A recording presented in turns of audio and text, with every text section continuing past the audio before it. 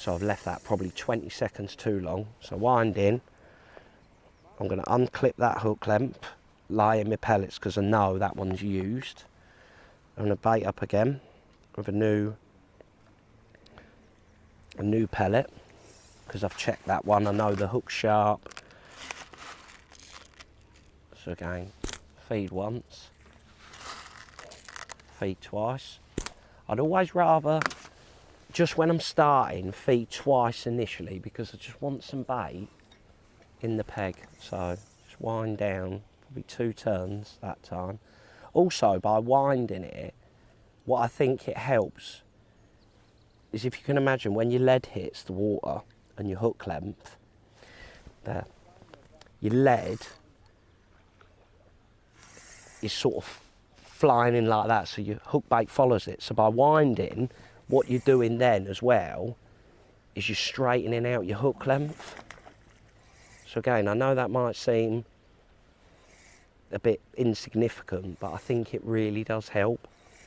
It's all about trying to stack the odds in your favour every single time. When you're fishing for lots of fish, you know, and you're going to be getting lots of bites, all the little things that you do are going to make a difference. So you'll be able to see that this lead has done its job. It's free running. It's bumped off that knot, and that's one thing that you'll always find. So just tuck the rod underneath my bum, sort of slide him up and cradle him, unhook him, pop him back. Now it's a case of trying to be as efficient as possible. Now normally you'll see when we fish, a landing net's there like that when I'm fishing for F1s, which is perfect, so I'm using it all of the time. But when I'm bomb fishing, whenever I'm rod line fishing, I like to have it there because it's never going to get in the way of me and my rod, and I just find it a hell of a lot easier. So this is where, again, that efficiency thing comes into play. So my other hook length, I haven't even checked that one. I ain't had time because I was concentrating on setting my rod. We've got a bite instantly. So again, I'm going to unhook that one, light in my pellets, pick up another one, because I know this one is perfect. I know that the hook's sharp. I know that my hair's in the right position because we've checked it.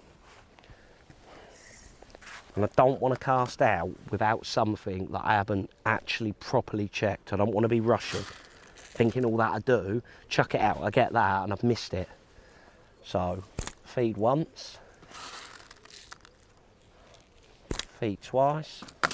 Now on that one, I wound back, I hit the clip and I wound back sort of twice.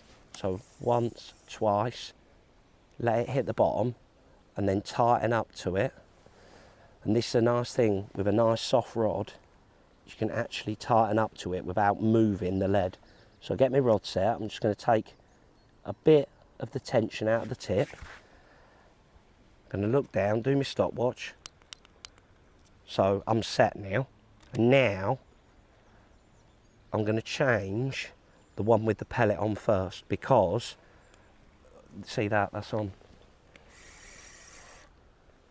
Now that tiny little drop back, they're not always sort of dead violent and drag the rod in. That's where the sharpness of your hook, I can't stress how important that is. It's woken up a little bit now. Try and keep the rod nice and low. Every now and again you'll hear the clutch go.